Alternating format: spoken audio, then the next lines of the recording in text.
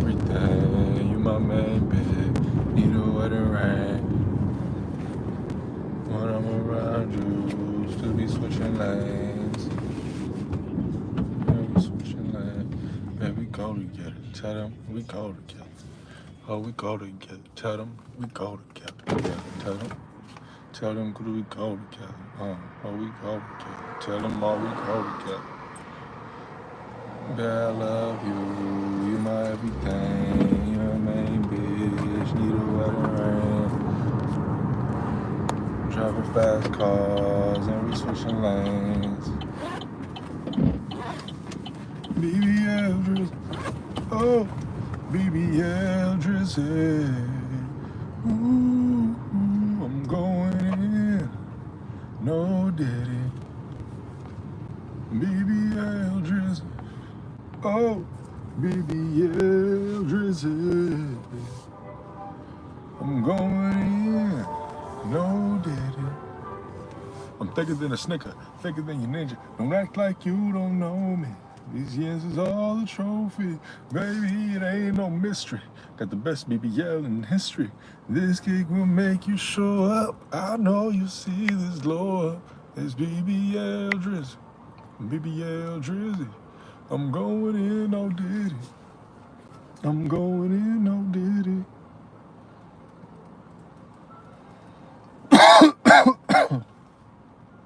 BBL Drizzy. BBL Drizzy. BBL Drizzy. BBL.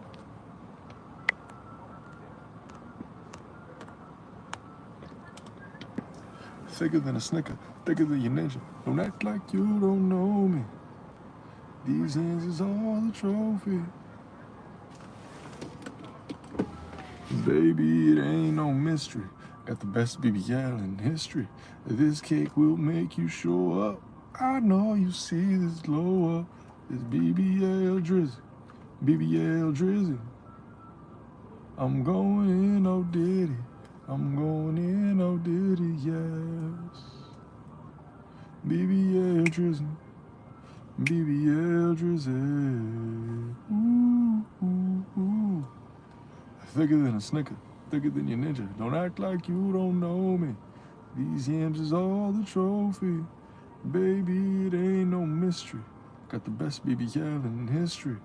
This cake will make you show up. I know you see this glow up.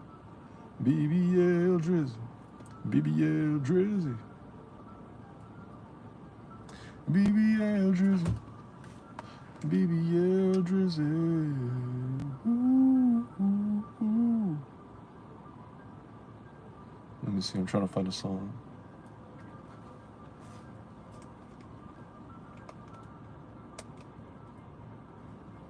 What's cracking? It's your big homie.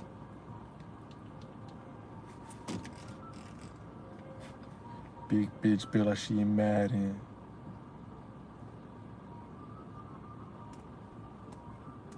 Sorry, I'm trying to put some music on.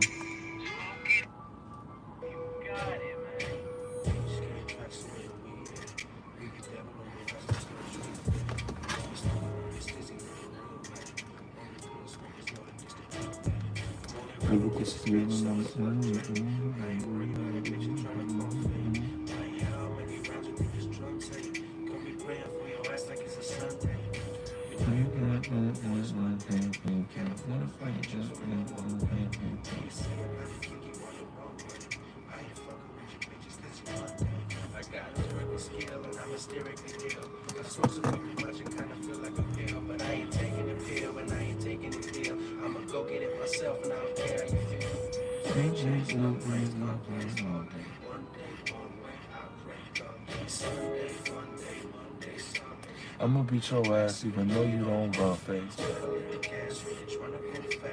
I don't wanna smoke, but I'm in this drive-thru. I don't know what to do. I'ma pull up to the window. I'ma smell like the... Fuck it, I'ma spark this joint up. By the time I get to the window, it'll be all good. Ooh. What's good, Burstin'?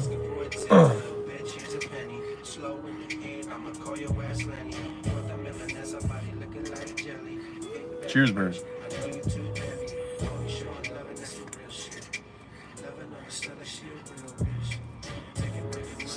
They told me this is like a really, really high-end pre-roll. So I'm gonna savor this while I'm in this McDonald's drive-thru. It's got like full flour, like top of the nug flour. It has like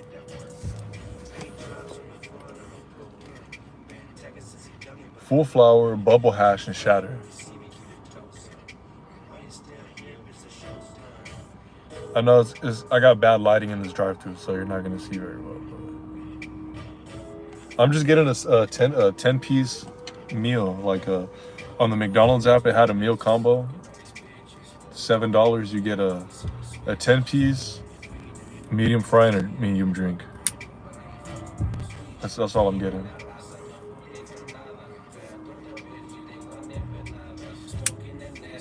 I was gonna get a triple cheeseburger meal, but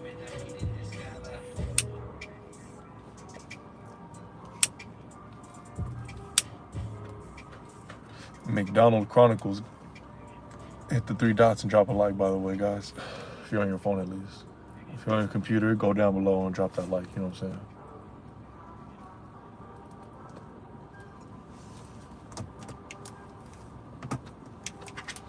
saying? Big bitch Bill, I she mad. H gang bitch, tell me what you want. H gang bitch, tell me what you want. H gang bitch, tell me what you want. Sorry, I just shuffled it. I just shuffled the mixtape song. I didn't mean to skip that song. Shout out the whole squad, the real squad, and that's about it, man. Smoke it if you motherfucking got it. Load your balls, grab your beers. DJ Burst.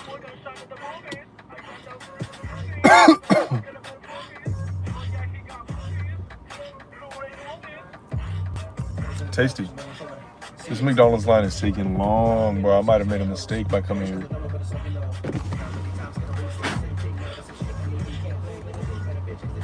Fuck, I might have made a mistake coming here.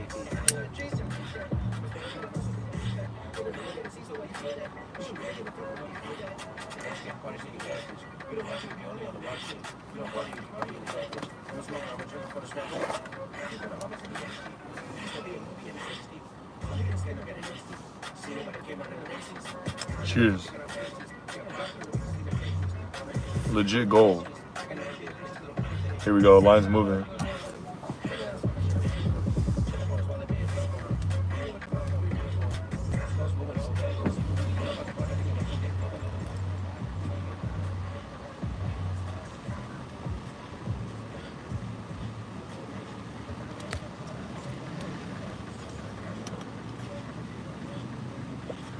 Cheers.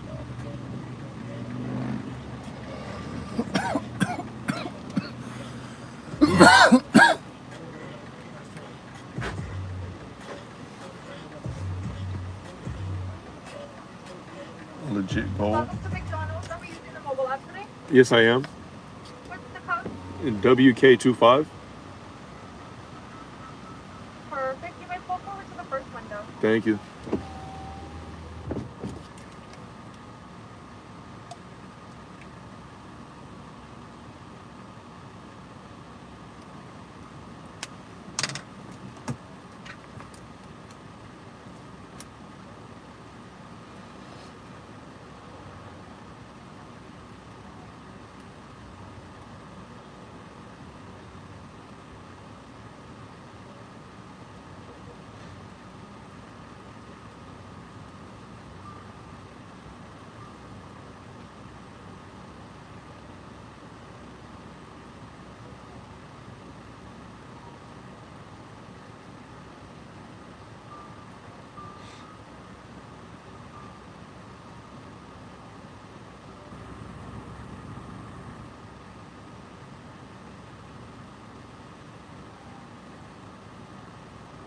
Sorry, my bad. I'm responding to a text message.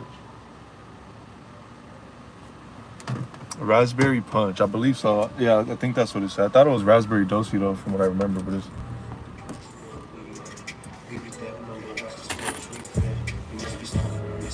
Where's the thing?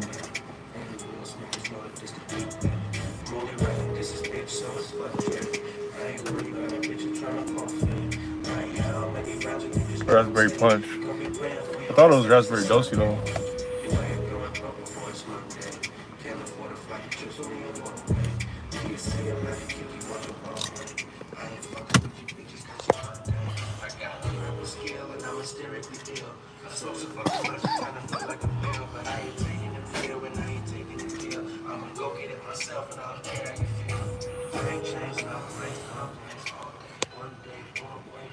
Welcome to McDonald's. Are we using the mobile app today?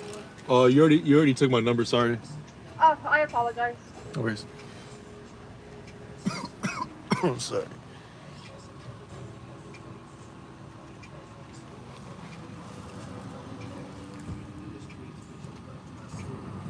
I miss the days when I could listen to anything on YouTube, but I'm not risking it anymore.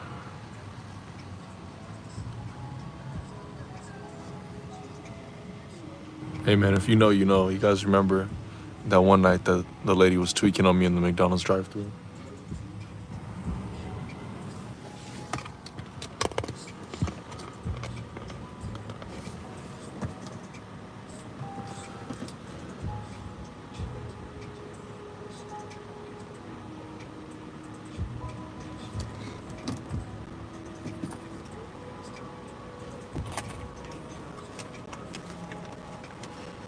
I'm gonna put this out.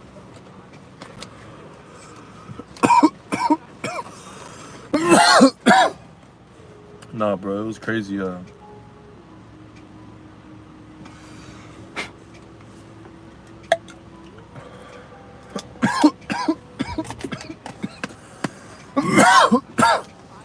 In this drive-thru, the lady in front of me one night, she thought I was recording her. I don't know. She was just talking shit. I thought she was talking shit to someone in her car or something, bro. And I was on literally like this. Sitting, I had my phone in my hand. I was on Discord, so I was just looking at the homies. And she was talking shit, and she started looking out her window at me and talking shit. And I was like, what the fuck? I'm not even doing nothing. I was like, whatever. Just I'm minding my business. And she started like getting out of the car, bro. She started getting out of the car, and she's like, "Oh, you want to record me? I could record you too." And she started recording me. I was like, "Bro, what in the fuck is going on?" And then she got in her car, and then she got out again, and she started like recording my, or I don't know what she was. She tried to record my license plate. She started recording or she tried to get my plate in the front, and I snatched it, so she couldn't get it. And I was like, "What the fuck is going on?" And she was just talking shit and like recording my car and You have a mobile order with a 10-piece nugget meal? yeah.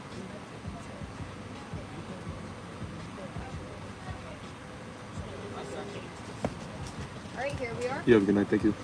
Good night. I was just like, bruh. She got her food and left, and I was just like, thank God, bruh. She was still creeping though.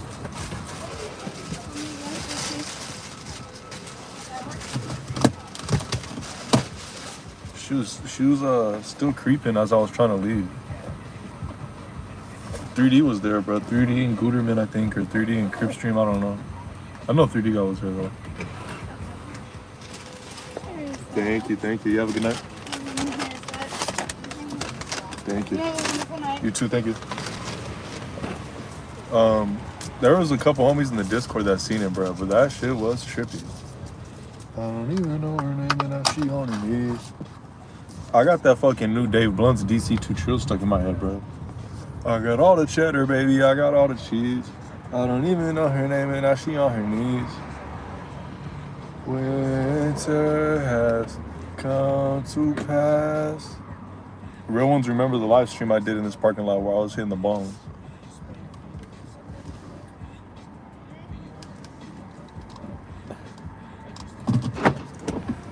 Summer has came to pass.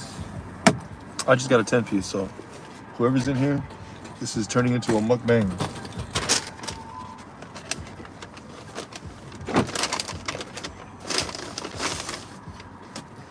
Do I even want to do this, or do I want to watch YouTube? I think I want to watch YouTube instead of listen to music. The oppositions never last. Yeah. Howard work out smarter. Joe Rogan. Kai called necessary symbolism and never met. What the fuck? What's a good YouTube video we should watch? I seen Dave Blunt's live vlog, but he was playing that and I knew it was a banger. Yeah, man. The sad decline of British fish and chip shops. Inca Trail, where we started. The oppositions never come. Yeah. Alright, 15 surprising billion-dollar American industries. Business Insider. Don't mind if I do. Miscellaneous YouTube videos. T-Mobile ad. I wanted to do a desktop stream tonight. Discord, drinking, regular fighting, like GTA stream, but something came up, so I'm not gonna be able to stream. So I wanted to do this instead, but hey man, it's better than nothing, I guess, right? I smoke a little, chop it up with you guys. $1 billion industry. I'm finna eat though. Travel the world to learn about products Americans spend billions on every year. Last year, the world's biggest paper company did over $16 billion in sales in the U.S. alone. This mill in Georgia is just one of hundreds of facilities operated by International Paper. It runs 24/7 to meet demand from online shopping, grocery stores, and more. But no one in this industry would call their product cardboard. Why don't you like to use the word cardboard? Because it's not cardboard. Insiders call it corrugated packaging. Corrugated packaging instead of cardboard? Between two flat outer sheets. But yeah, most people call it cardboard. Corrugated Making it packaging. starts with living trees. Forester Alex Singleton walked us through an area whose trees were sold to International Paper 2 years ago. It has since been replanted with longleaf pine. Longleaf pine, It will huh? still take decades for the new crop to mature. Now I'm watching a video on Many foresters the paper will industry. see that site harvested once in our city. And this I tree hope no homeless people come and fucking bother me, bro. will probably be around 30 years. After harvesting, landowners make money selling their trees to different industries, which makes them into things like lumber, telephone poles, and of course, paper. The idea is to turn forests into an investment, so more people plant and maintain them. Without young, healthy forests, our industry could not be successful.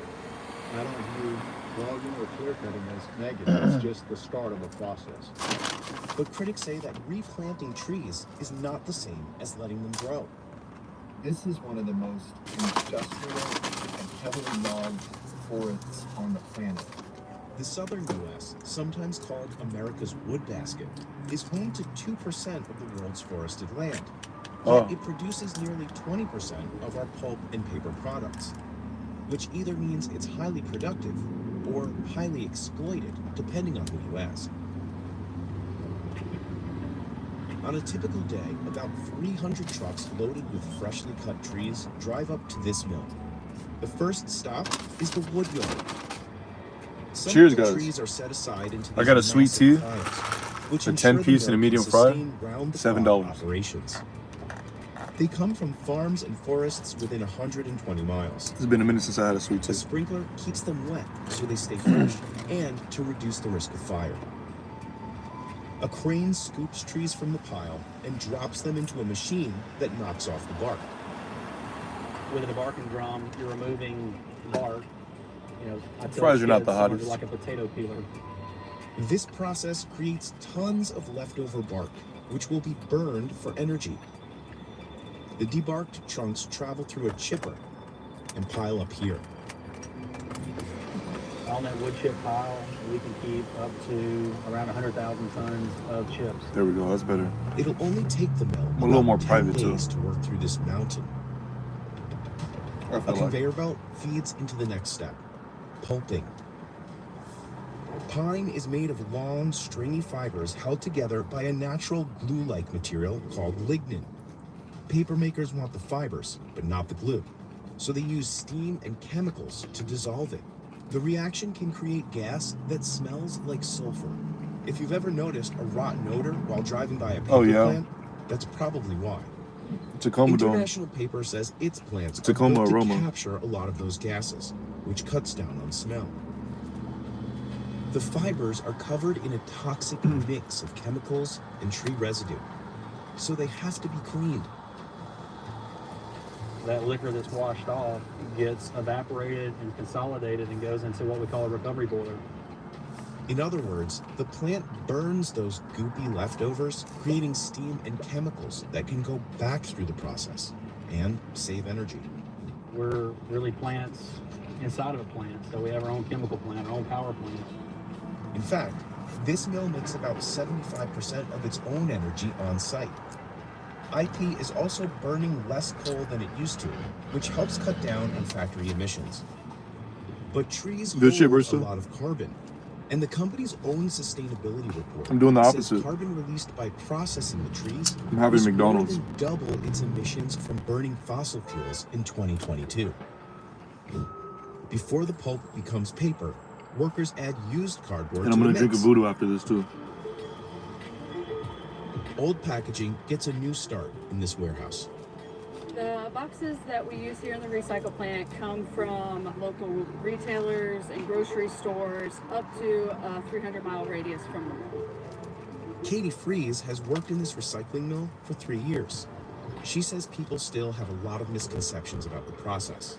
Our process is designed to take out the stuff like grease and tape. Just recycle any corrugated box you have, whether it has tape on it or food in it. It can be used to make paper again. Then you can recycle a pizza box. Nice. Every day, this mill recycles 500 tons of used cardboard. Each ton saves trees, energy, and water. Saving water is key because nearly every step of papermaking uses lots of it. The used cardboard also gets pulped, using water and chemicals. So she said you can recycle food with grease and stuff like, or you can recycle cardboard like pizza boxes. I was always told you can't. Then Is this mix new or it what? with fresh fibers. At the end of 2023, there was a backlog of 2.5 million immigration court cases. This election cycle, get the facts straight from the source. Washington has added another $24 trillion to our total debt. Catch it on YouTube and usafacts.org. Workers simply call this massive contraption the paper machine. It presses the pulp flat and squeezes out water. Then it sends the mixture through a series of dryers, heated to over 200 degrees Fahrenheit. And as it goes down the machine, the sheet gets drier and drier. And after all that, you still only have paper. To become corrugated packaging, the rolls head to a box plant. This one in Illinois. Here, flexible paper becomes sturdy boxes. The heartbeat of the plant is the corrugator. Corrugating is how the packaging's middle layer gets that distinctive wavy shape. The waves are actually called flutes, and they're what gives this type of packaging its strength. There are different types of flutes. Smaller ones print better, aren't as good for stacking strength, and the larger ones don't print as well, but they're better for stacking strength. This plant can make boxes in over 1.6 million different designs. The smallest box I've ever made was about the size of a ring box. The largest box I've ever made in one of my facilities was for a washing machine. After gluing the layers together, finishing touches include printing on graphics and cutting the sheets into their final shapes. To save space, most boxes shipped to customers flat, and any trimmings or waste pieces can be recycled right back into the process. In the US, more than 70% of used cardboard gets recycled, which is much higher than the rates for aluminum, glass, or plastic. Corrugating paper is easy to recycle because the supply chain supports it, so there's value in it. It also helps that nearly 80% of Americans can recycle it using bins right on their curbs. So why does the industry still use up so many trees? Part of it is that old cardboard can't be recycled indefinitely.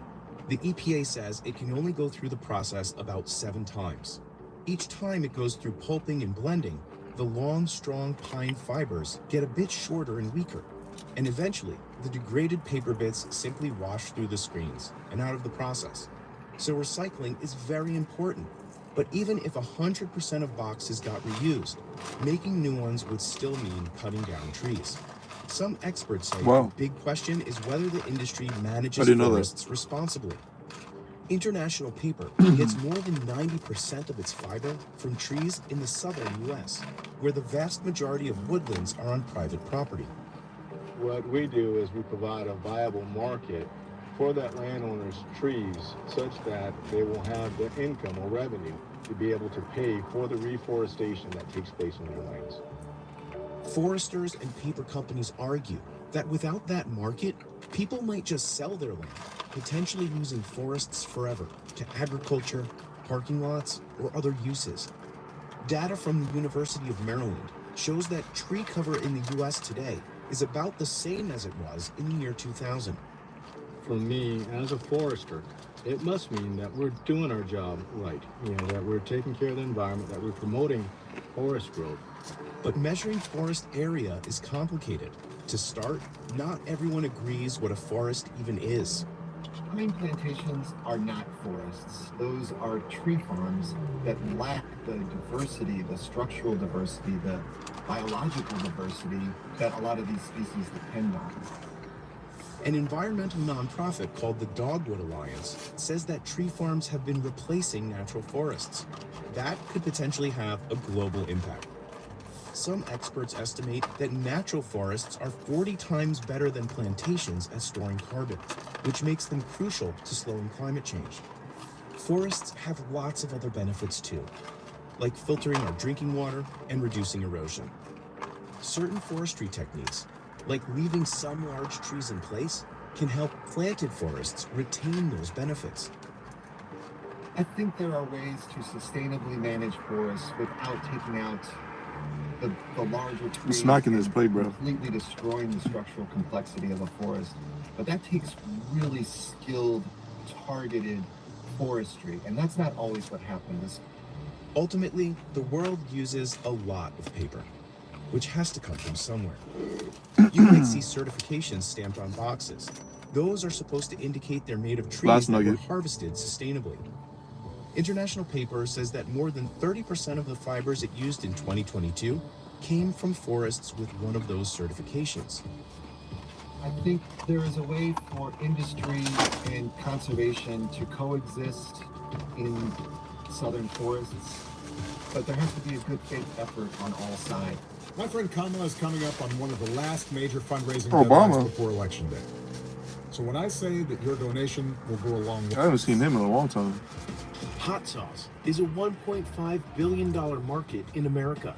Here's how one of the top brands, Tabasco, makes all their hot sauce on a tiny island in Louisiana. Tabasco grows peppers just for seeds inside this greenhouse. We're also looking for the plants that produce the richest color red peppers at perfect size and then flavor too. Christian Brown is the great-great-great-grandson of founder Edmund McElhenney and the company's agriculture manager. Yeah, things looking good. This one's of aphids. He sends only the strongest seeds to over 1,000 Tabasco farms around the world. Tabasco says their peppers originate from the Amazon in South America. They're about 6 times hotter than a jalapeno, and they're tiny, only 1 to 1.5 inches long and weighing 1 gram each. Because the peppers are so small and easily damaged, machines don't do the harvesting. They're all hand-picked. Tabasco harvests 10 million pounds of peppers a year. This footage is from Louisiana, but the process looks similar abroad. They sprinkle salt on the peppers and use a giant machine to mash them into a paste. Farms ship the paste back to Avery Island through the port of New Orleans. Interesting. This mash is actually from Peru. We have 50,000 pounds of Tabasco mash inside that container bulked in. This pump siphons the paste. Ooh, go-to hot sauce. Go-to hot sauce is a good question. Tapatio, I mean, Tapatio, and I love Louisiana and Crystal. They're pretty similar to me, but if I could get the Dustin Poirier hot sauce, I would use that one. That would be my go-to, but I don't see that one in stores no more. But I always see other people posting it, getting it at Walmart and shit. One truckload will fill up to 110 barrels, but they can't overfill them because Tapatio is good though. I can put that on everything. It's a really simple fix. But I like Crystal too. Crystal, oh, I love the Crystal taste. it can take 30 minutes to finish one row. Since they're old, the barrels don't have a perfect seal, so workers pour salt on top. It lets gases escape while limiting oxidation. Make sure my hands don't smell like chicken nuggets. There is an imperfection that will help. The team stacks each barrel by mash origin. So this whole day here, going as far back as you can to get to the walls. It's about 1,100 barrels of Columbia 2022. The mash releases lots of gases during fermentation, so a tiny valve on top helps relieve the pressure. You have to have some ventilation process or it's going to explode. And that happens sometimes. It's like a Tabasco ghost. They come.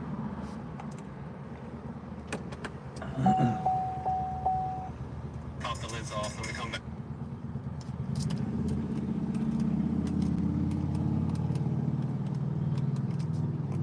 And darken, so a tiny valve on top helps relieve the pressure. You have to have some ventilation process or it's going to explode. And that happens sometimes. It's like a Tabasco ghost. They come in here at night and they pop the lids off and we come back and there's 6 or 7 we have to fix.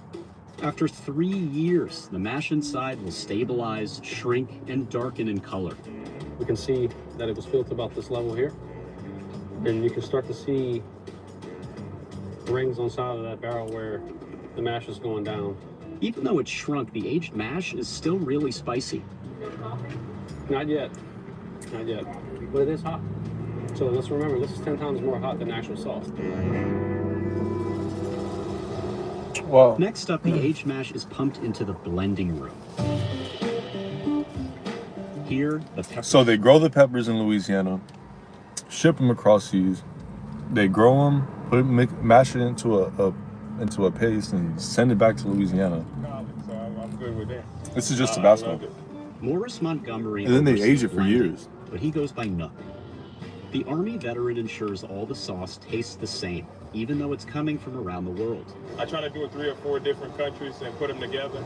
So it could be like a little Colombia, Peru, and a little Ecuador and Honduras. He pumps in vinegar and blends it all for up to 28 days. 72 tanks mix at the same time. Strainers remove pepper pulp and seeds. Nook will take a sample for the lab to test for pH, and then... This is finished Tabasco sauce, and this is ready to go. Next step to the bottling floor.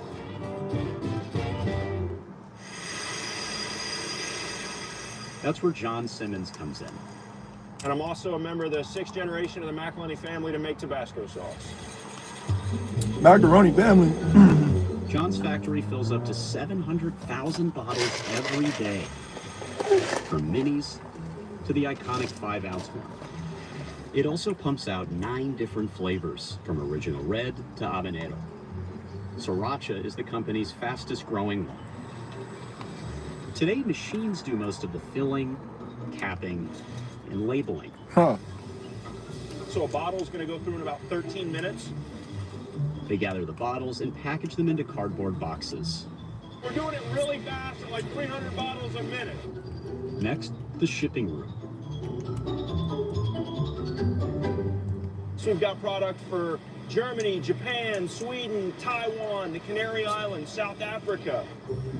Typically, all these newly packaged products leave the warehouse within 3 weeks. While the sauce is definitively global, Avery Island has always been home. This was where founder and former banker Edmund McElhenney first grew the tiny red peppers. He bottled his first hot sauce in 1868, sealed it with wax, and sold just under 700 bottles around the Gulf Coast. Each one cost $1.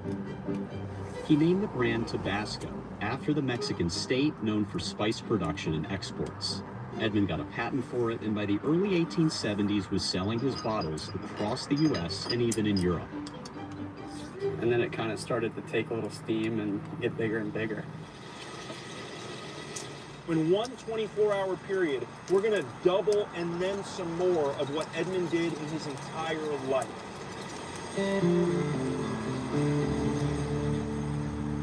Edmund lived on Avery Island, which is a natural salt dome rising 163 feet above sea level.